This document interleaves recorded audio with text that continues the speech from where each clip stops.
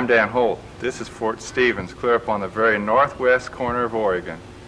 We're going to start a new series this month where we're going to try to explore every major road in Oregon, and this is going to be an Oregon video map. The first area we're covering is this top northwest corner of the state from the Sunset Highway north. We'll try to take a look at least every little town and place of interest along the way. Ralph Friedman's book, Oregon for the Curious, is a big help in finding some of these places, especially his new book, In Search of Western Oregon. A good place to start is at Hammond, the town clear out on Oregon's tip. Then there's a road that goes clear to the end of this thin little strip where we'll see a military ship go by. Next, we'll take a look at the wreck of the Peter Iredale by Coffenbury Lake campgrounds. Then Fort Stevens.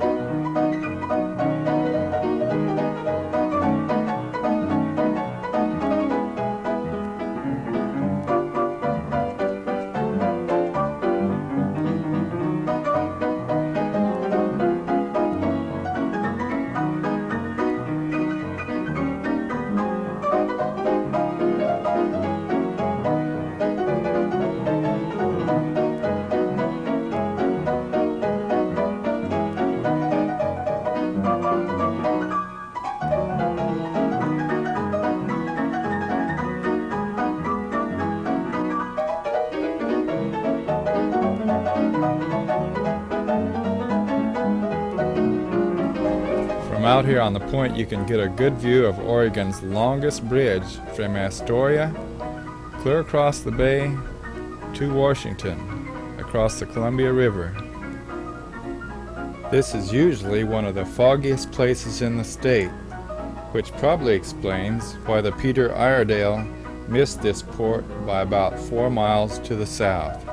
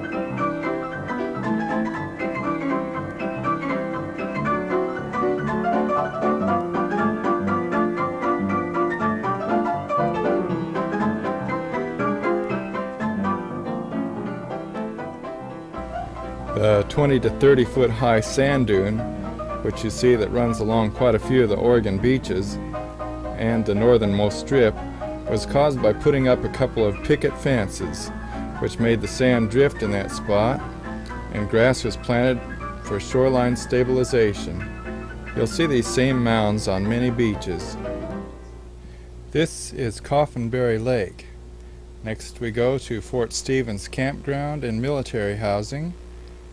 Then the old Fort Stevens that was built to guard the mouth of the Columbia River.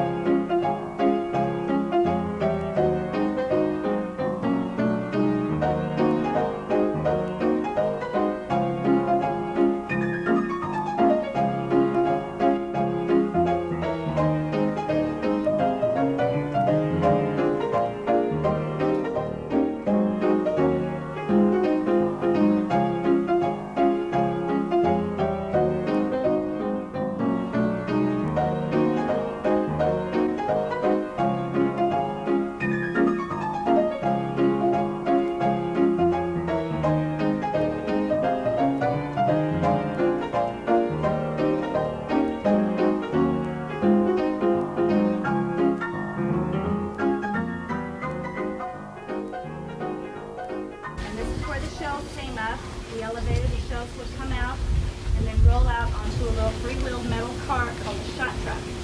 And then the shells could be moved over behind the gun and then rammed in at that point. Next, from the Skipping-On area, we'll go through Warrenton and see a model of Fort Clatsop which was built by Lewis and Clark when they spent the winter here, and then historic Astoria.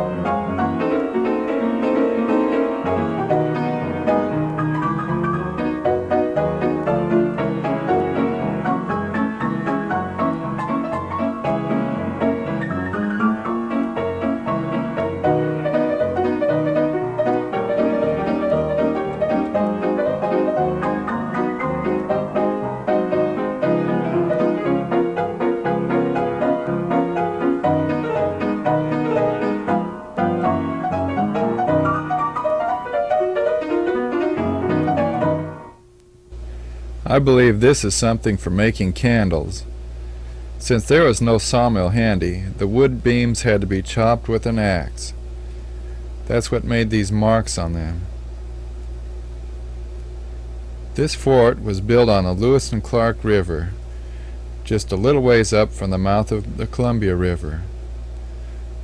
Lewis and Clark spent the long winter here and had time to do a lot of riding through the rainy season. When Lewis and Clark came here, they found out about a beached whale and got about 300 pounds of blubber from it. If you make a wooden canoe from a log, you need to start a fire on the inside and burn it good in order to make it hard. Next, we'll visit the historic city of Astoria.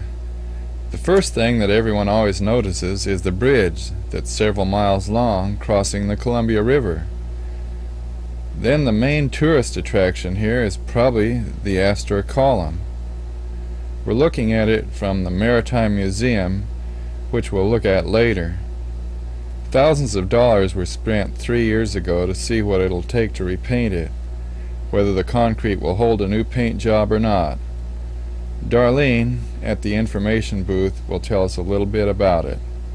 There are only 4 columns in the world, and we have the only one that has our history on the outside. This starts out before the white man came, and Captain Robert Gray discovering the Columbia River. And the first medallion would be Captain Robert Gray. He in turn tells President Jefferson, who sends Lewis and Clark out to investigate, and this is their 2-year journey to get out here, and they built Fort Clatsop after they get here, and they winter over. This has something to do with the salt cairns in Seaside. Then John Jacob Astor's fur trading comes in, for which we were named Fort Astoria.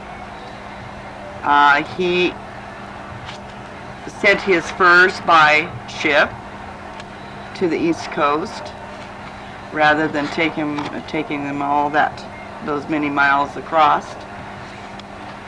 Later, the Tonquin, the ship Tonquin, which he carried the furs on, was mysteriously burned, and he sold us to the British, the Northwest Fur Company, and we were Fort George for around 6 years before we were bought back by the United States. And that's the story of Astoria, oldest town west of the Rockies.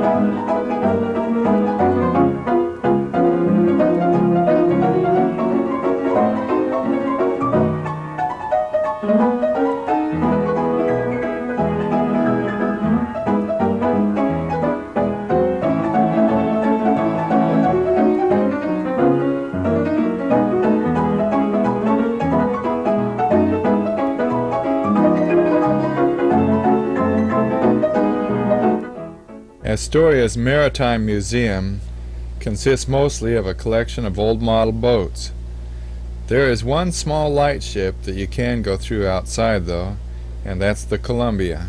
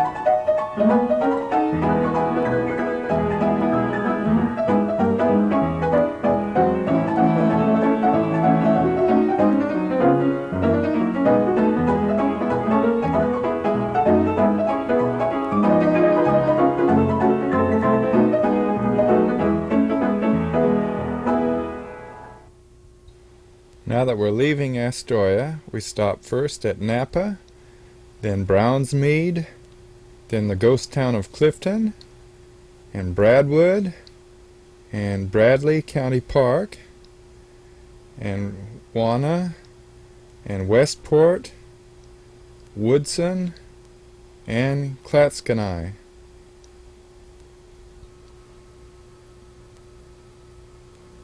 Now this town is Knappa, and the next one is Brownsmede.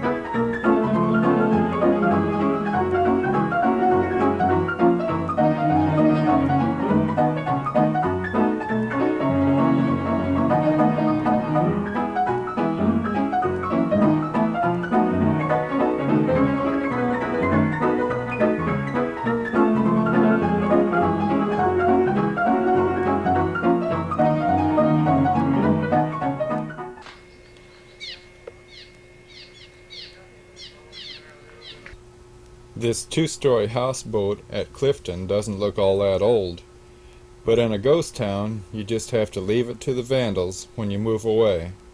This concrete structure is all that remains of Bradwood. The old store was bulldozed down, and today nothing remains that would show that people once lived here. Bradley County Park is a good place for picnics, and you've also got a good view of the river and the island in the middle. And that's Washington on the other side.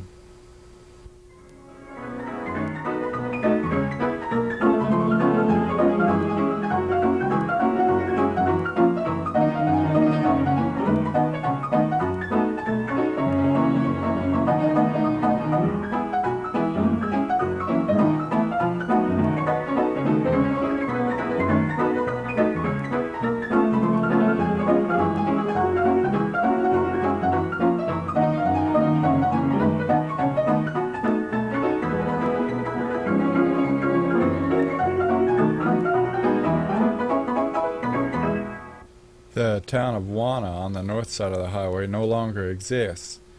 Now there's this mill instead. But on the south side of the highway, the town Taylorville, which the map doesn't show, is probably where a lot of the people that work there live at.